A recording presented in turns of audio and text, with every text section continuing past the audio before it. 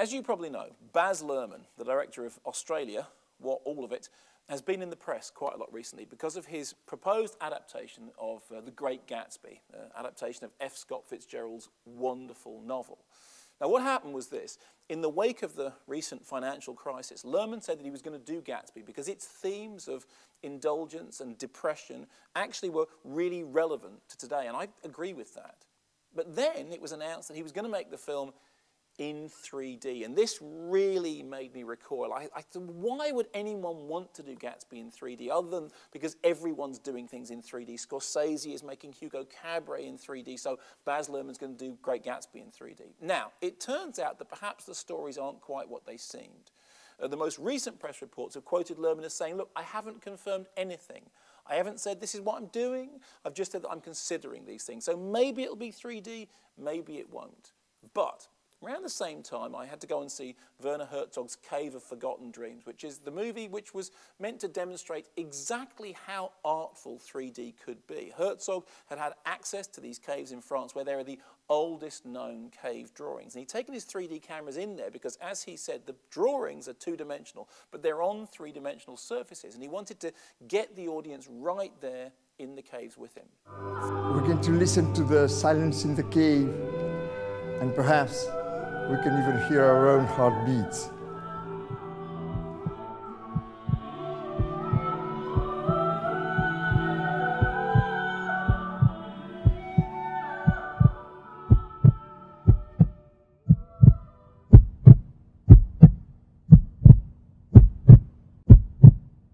Fine, except that a number of theatres that are going to show Cave of Forgotten Dreams here in the UK are in fact going to show it in 2D. Because the people that run those cinemas believe, as do I, that the 3D really doesn't add to the experience. In fact, it dulls down the image. It makes it seem darker, harder to see. In fact, less three-dimensional than a two-dimensional image.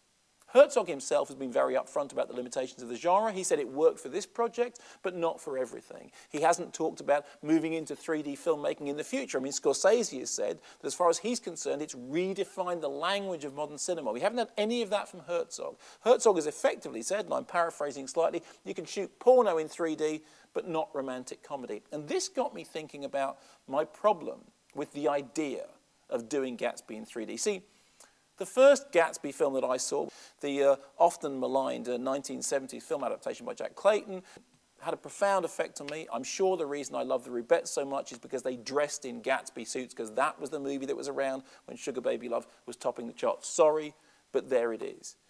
But in terms of the story, is there any intrinsic reason why you couldn't do Gatsby in 3D? Is there something about the story that means you couldn't possibly want to shoot this with the stereoscopic illusion? Well, I think that that's the case. It's just the wrong story for the genre. For me, if you're going to do 3D, Piranha 3D. Tinto Brass remaking Caligula in 3D. Flesh for Frankenstein in 3D. You know what? If we have to have 3D, that's fine. As far as the marketing men are concerned, the home of 3D is child-friendly digimation. But if we put aside my prejudices just for a moment, do you think there are any genres that are inherently suited to 3D and any that are just completely wrong for it? Are there some cases in which 3D might be the road to go down? Or is it, as I've always thought, always a bad move?